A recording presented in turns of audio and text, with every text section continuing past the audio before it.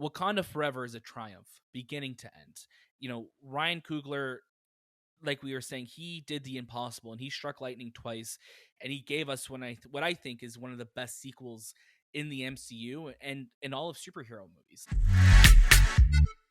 Hello and welcome to the movie podcast review of Black Panther Wakanda Forever.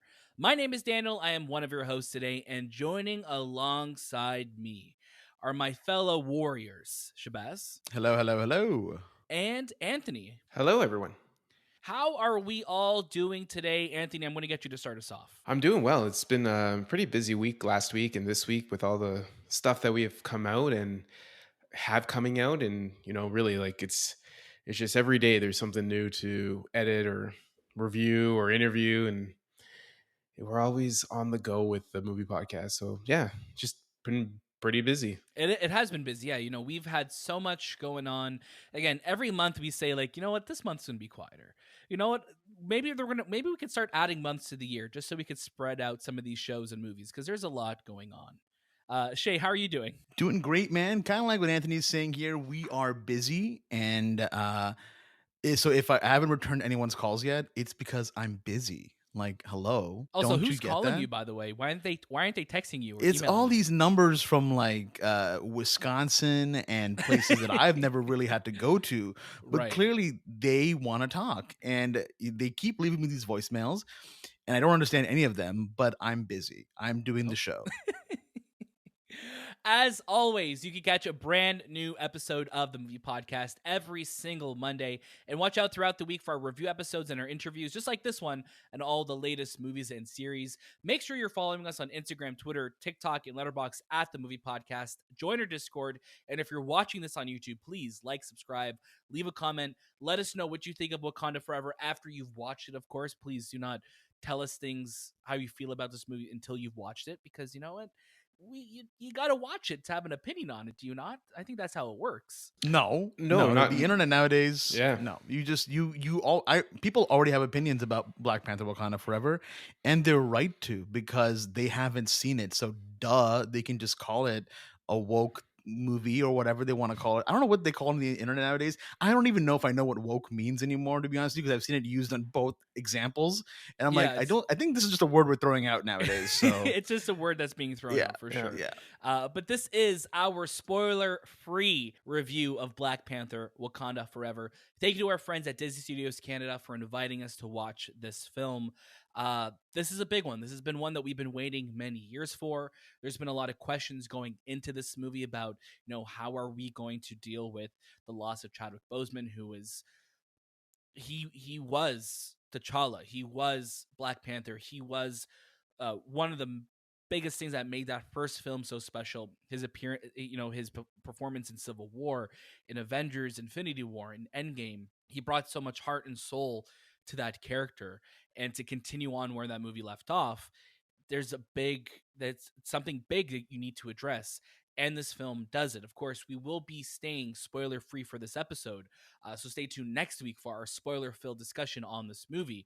But yeah, there is a lot going into this movie, and we will talk about a lot of that today. But I want to say that this film stars Letitia Wright, Lupita Nyong'o, Danai Gurira, Tenoch Huerta, Winston Duke, Martin Freeman, Dominique Thorne, Florence Kasumba, Michaela Coel, Alex Livinalli, Mabel Cadena, and Angela Bassett. If those couple of those names sound familiar, it's because we had them as guests on the movie podcast. So please go check out our interview with Mabel and Alex, and Ludwig Göransson, who is the composer for this movie, who is a name that you're going to hear us bring up, I think, a lot in this review, because his work in it is phenomenal.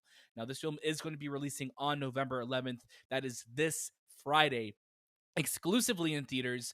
That is the best place you want to watch this movie. Watch it on the biggest screen possible. But Anthony is going to tell you what it's all about. The Wakandans strive to embrace their next chapter, fighting to protect their nation from intervening world powers in the wake of King T'Challa's death.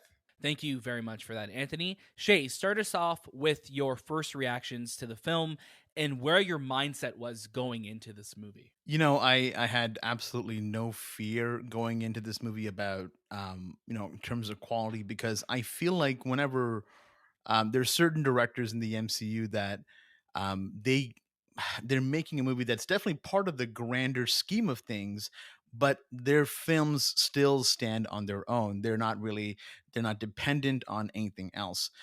Ryan Coogler is one of those people. He's already proven himself to be an amazing director when it comes to Fruitvale Station, Creed, and obviously the first Black Panther film. So going into this one, I think maybe the only concern was how they would handle T'Challa's passing or Chadwick's passing, really.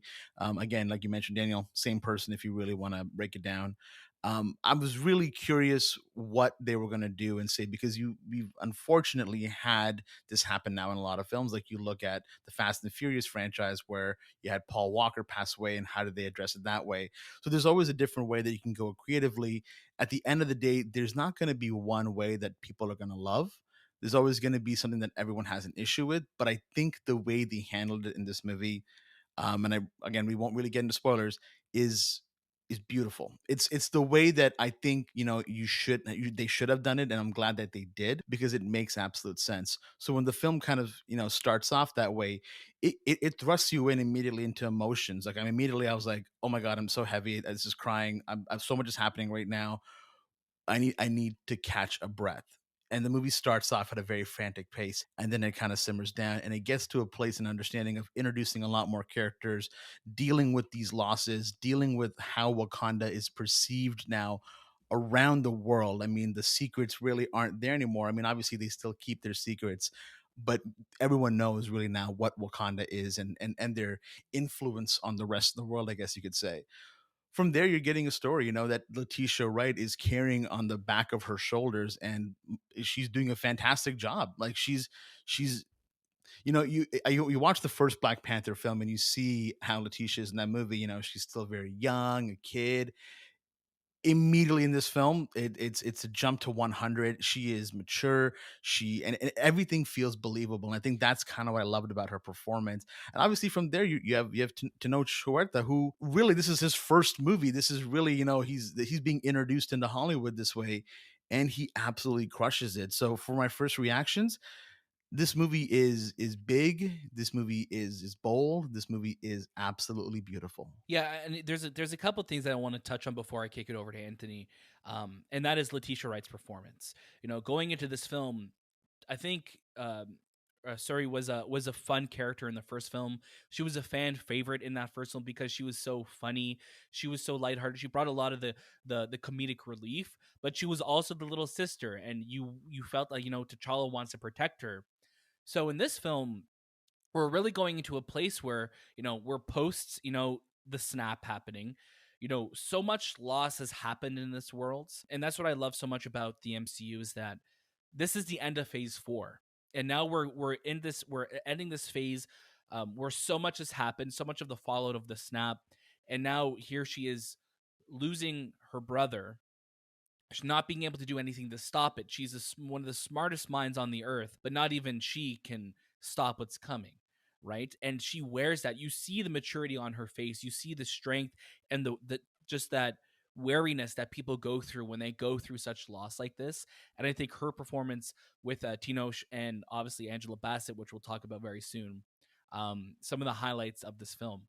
Anthony, jump on into the waters of Talukan. The anticipation for this film has been unprecedented. I think a lot of people have been waiting for the next Black Panther because the first one was being so popular.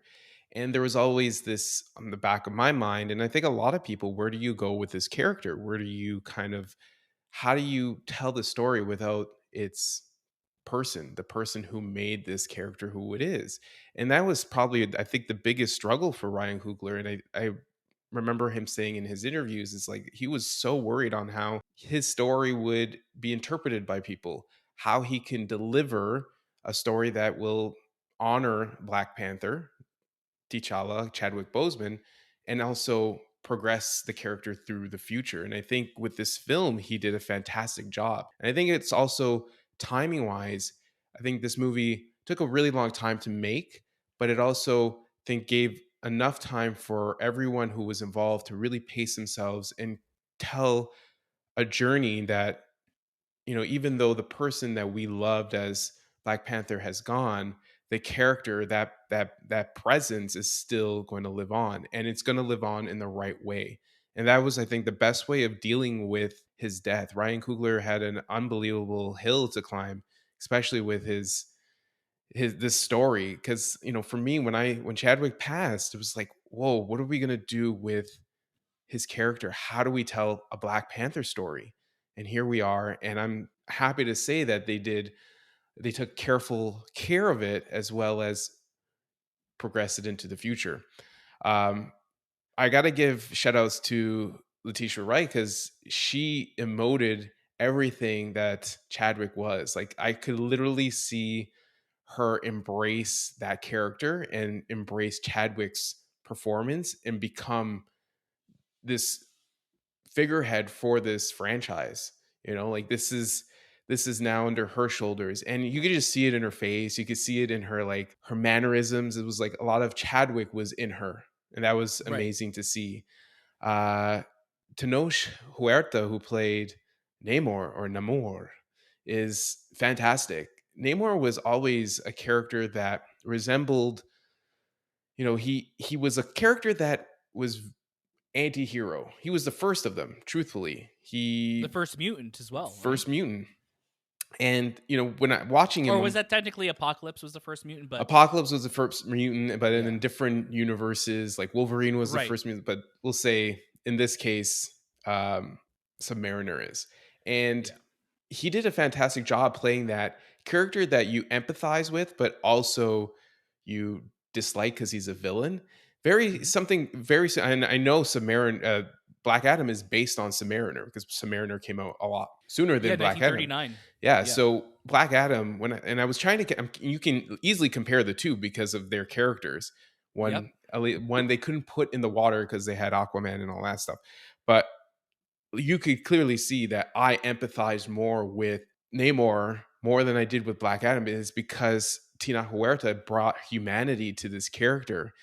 He also brought, like, this ferociousness that you haven't seen on screen before from a villain. He was probably one of the best Marvel villains in a really long time, since Thanos, truthfully. Like, he was just very vindictive and very angry at what the world was becoming, and he really wanted to rise up. And I think that's not a spoiler. That's just that's Namor. That's his thing. Yeah. But I really enjoyed his performance, and I really enjoy everyone's performance. I think everyone on screen gets a lot of time to showcase their characters, and Ryan really did a great job of focusing on how each character in this world dealt with the death, and how they kind of go on from that journey into their own journey.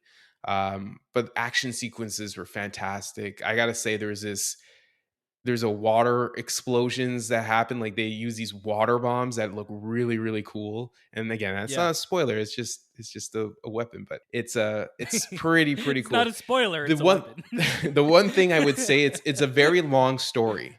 So Yeah. there are points where you might be like, this might have been better off taken off, or to shorten it. And I think Ryan Coogler still just wanted to tell as much story as possible, because of the time span that has happened since Black Panther, the first one. Hmm. Sometimes you need to take that chance and give as much story. And I think, even though it was slower at certain points, I still cherish those moments of lore that was being built between Wakanda, or in this case, the Tolokans. Yeah, and I think that's what's so special. I think what this movie does really well, and you're totally right. It is, it's 2 hours and 40 minutes. It is a longer film, but just as familiar as we are with Wakanda, this movie wants us to feel the same for the Talokans, right? We're getting Tenoch Huerta, who gives us a phenomenal performance in this. He is so unpredictable, and I'm glad that you brought up that Black Adam comparison, because we spoke about that when we left the theater. We're like, hey, like, that's how, as badass and just as brooding as Dwayne Johnson is, as Black Adam, you want the methodical. You want somebody who's thinking 7 steps ahead. You want someone who's thinking just really just so far down the line, and who's manipulative, and who just knows what to do. to get what he wants. And I think that's what Namor is in this film. And that's what makes me so excited to see where he shows up next, in the MCU, where we're going to get him. What revelations are we going to get? Are we going to get a prequel series? Are we going to get an expansion of that world? Because there's so much that I think you could do with his character. And this movie's already doing a lot. There is a lot happening in this film, but I think, like we were talking about, every character gets their moment to shine, whether it's Suri or Queen Ramonda or Nakia or Okoye. Like, everyone gets their chance to shine. And it's pretty amazing. The first Black Panther film, obviously Michael B. Jordan and Chadwick Boseman and Andy Serkis and Martin Freeman, they're all great. But it was the women of that film leading the show. They were the ones that were just like, oh my God, they're all incredible. And they are at the forefront of this movie. And now we're also introducing Dominique Thorne, who's playing Riri Williams, who was another character in this film that I thought was really fun, and it makes me really excited to see what they do with her series. Just because of the way she's connected to the story. I was when I heard that she was going to be in this film, I'm like, okay, is it going to be like a little cameo? Is it going to be like a little random setup of something? I'm like, no, she is a crucial character to this film, and she is throughout the movie. So it was really cool to see that. But I honestly think, this movie is beginning to end. Wakanda Forever is a triumph, beginning to end. Ryan Coogler, like we were saying, he did the impossible, and he struck lightning twice, and he gave us what I think is one of the best sequels in the MCU and in all of superhero movies. Like, there was so much that he had to do, and the writers had to do, and the creative team behind this movie had to do, to make something that lived up to that crazy bar that was the first movie. You guys remember when Black Panther when Black Panther came out in 2018, that was a movement. That was the first time I was ever seeing schools taking their kids to watch movies in theaters.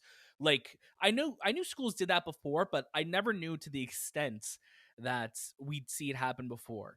And then I'll never forget watching Infinity War opening night, and when they're at the Avengers headquarters, the compound, and they're like, oh, like Cap is saying, like, oh, where we're like, this is where we're going to go next, and it starts playing.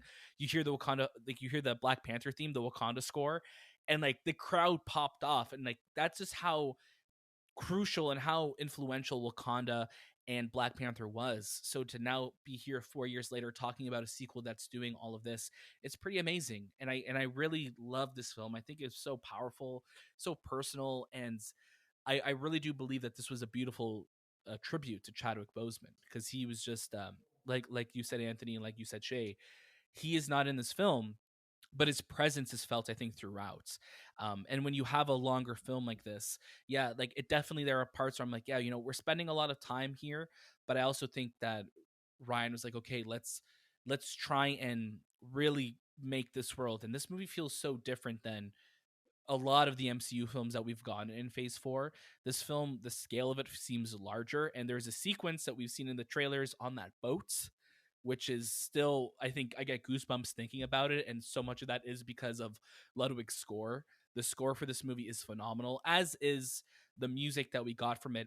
May not be as iconic as what Kendrick did with the first movie, but there is still an amazing collection of music in this film that I think speaks to the culture of both, like, the Aztec culture and to, like, the African culture that it just does an incredible job with. Yeah, I think when it comes to, like, I guess my gripe with this film, it would just be the length. I think at some points, especially when you have a movie that is so heavy, you kind of start to feel the weight of it at certain points. So, but MCU does a great thing where they insert moments of levity that kind of help pull you out of those experiences. That sometimes you're like, okay, a little too deep right now. Can you pull me out a little bit with a joke or something? And luckily they do that flawlessly. They always have, and that's kind of the things that I love about this film. The movie is full of heart.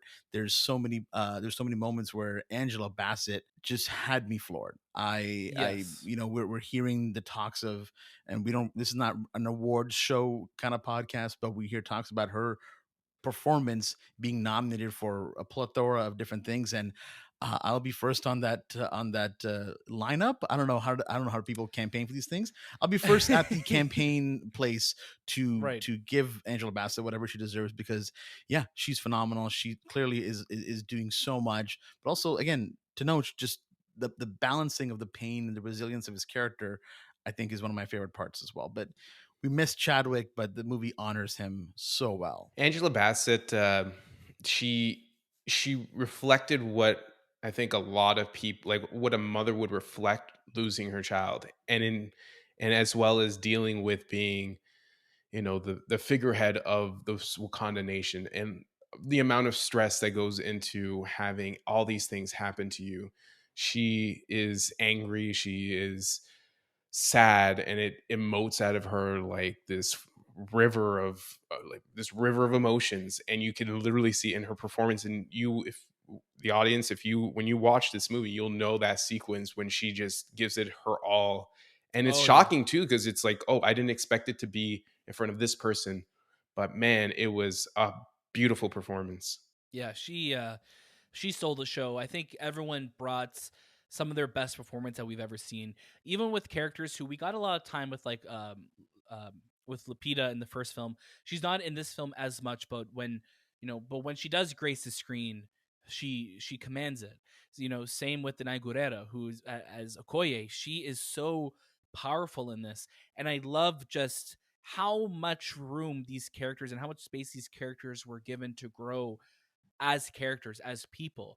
They never felt like they were just there to give exposition or bring us to the next thing or tease what's coming down the road. It felt very real. It felt so grounded. And when you're dealing with a character who has wings on his feet and it could fly and there's an underwater society, this is probably one of the most grounded MCU films that we've gone in a very, very long time. It was so incredibly well made. I gotta say, like that, those two elements, because we're bringing into light this nation very similar to Wakanda, and like you kind of hear it. What, like there's no nation that is compared to Wakanda. Like we Mhm. are the greatest, but here we are. There's another nation underwater, preparing, building this MCU universe. It's like you have no idea what the rest of the world's in store for, because we think of superpowers. These are the two real superpowers, and it really Yeah. showcases that. It's like you think that you have your bombs and your armies, but they don't even compare to the technology of Wakanda or the army of the Of Tulakan Talokan. people. Yeah. So it's amazing to see, because it makes this world so much bigger. And then you have like characters from the Eternals that are even bigger than that. So it's like this world Yeah. that, but it all meshes, it all blends well. And that's what I love about the MCU is like they have all these bigger than life characters. You could start off with Captain America being a super soldier, and then you can work your way up to Black Panther, and then you can work your way up to Thanos, and then but all these things just blend in so well and they work so well. It's just you wouldn't think that this is part of the same universe. And I gotta say, one thing that I liked about this film more than I liked in the first one was the way it was shot. It was shot Mhm. very similar to the Eternals. A lot of handheld work, a lot of like in your face emotional um, sequences where we really focus on up close shots of the characters and dealing with emotion. It felt very different in the way it was shot compared to what the first one was. And I Yeah. would say that I think that's something the Eternals kind of brought into the MCU to ground this cinematic experience, where it could kind of feel like it's very roller coastery, but Yeah.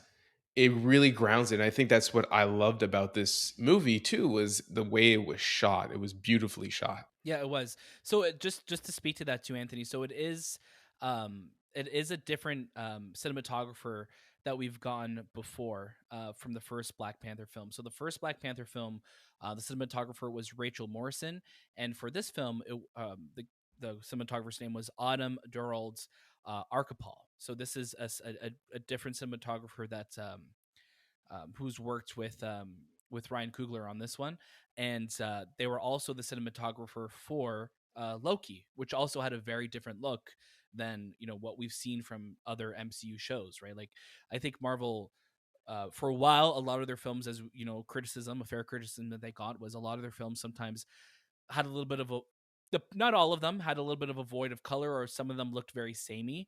And I think in the last couple of years, they've at least been trying to really change the way things look and give us something a little bit more fresh, right? No, I think like one of the things that I also really liked about this film, kind of speaking on how different it looked, or how it looked really, was that I'm glad that we're back to getting action sequences that aren't just taking place on a set anymore. You can tell that they filmed in the streets to do this car chase, or like kind of like how they did in the first movie, or this scene is taking place outside for real. And I know that with Marvel movies, it is a tough thing to do because they want to keep everything so secret. So how do you close down an entire city or entire area? So what makes that easier? Make it on a set. And that has been my gripe with the last bit of Marvel movies, where you can tell everything's a set, everything is just blue screen, green screen, or whatever you want to call it. But to kind of get that authentic, this is really taking place on the streets of X, Y, and Z. You felt it. It's an immediate noticeable thing where I'm like, oh wow, like this is so great. We're moving camera to camera through a whole intersection, and I love that. So that was really really cool to see. It was just it added to the intense moments that this movie kind of brings to you. Definitely. Yeah, it felt very, very real. Let's get to our final recommendations. Anthony, I'm going to get you to start us off. This is going to be a real gem for me. I really enjoyed this film. I think it did a very good job and a respectful job in regards to dealing with the death of T'Challa and the future of where Black Panther goes and Wakanda and all that. I think everyone who partaken in this story really took it on their hearts to deliver their best performances, and you see it. And Ryan Coogler did an amazing job of directing, and it's a beautiful film. I think it's one of the best films of 2022. And I like it more than the first one, but again, I'm going into this with more of an emotional impact compared to the first one, so there's a little bit more weight on it. But I really liked it, and I think a lot of people will really love this film. I think they'll be like, wow, this is great. I love that. I was also going to give it a real gem. I think this movie has stuck with me so much since watching it. I'm so excited to watch it again. And this movie it just hit me in a different way than I was anticipating before. Going into it, you know that you're gonna have a great time. You're gonna have a lot of great action. But it's those emotional moments, it's those quieter moments in this movie that are really lingering with me. And I think that's what's really impressive. Where when you have a movie that's so massive in scale, you have an incredible score, you have incredible visual effects, you have an incredible action, but it's those quiet moments that I was just as excited watching. That's really what makes this movie a triumph, and Wakanda Forever is a triumph, and I absolutely adored it. Shabazz. You will remember the day that you watched Wakanda Forever because it is emotional, it is intense. It takes everything that you loved about these characters and just cranks it up to 11. A real gem, an absolute real gem. This is, Marvel movies, they get a lot of flack, but I think that if you're someone that maybe still on the fence, which is kind of weird because we've had so many movies now, There's been so many. this is one of those movies that you should definitely watch if you only watch one movie a year, for example. I agree. I totally agree. Look forward to our spoiler filled discussion on Black Panther Wakanda Forever next week on the movie podcast. We have a special guest joining us. We're really excited for this to happen, so stay tuned for that. As always, you can catch a brand new episode of the movie podcast every single Monday, and watch out throughout the week for our reviews and interviews and all the latest movies and series. Make sure you're following us on Instagram, Twitter, TikTok, and Letterboxd at the movie podcast. Join our Discord because we will be opening up a Discord channel for this film, as well as make sure if you're watching this on YouTube, like, subscribe, leave a comment below. We really want to try and hit 1,000 subs on YouTube before the end of the year. We could do it. I believe we could do it. So if you're watching this, if you're just finding our review, please subscribe. Tell your friends 200 what we're left. doing. 200 left. 200 left. We could do it. We could so do that. And of course, Black Panther Wakanda Forever is in theaters on November 11th. Go watch it. Thank you once again to our friends at Disney for inviting us to watch it, to give you this review. What a movie. I cannot wait to talk more about it. But that was this time with the movie podcast, and we'll see you next.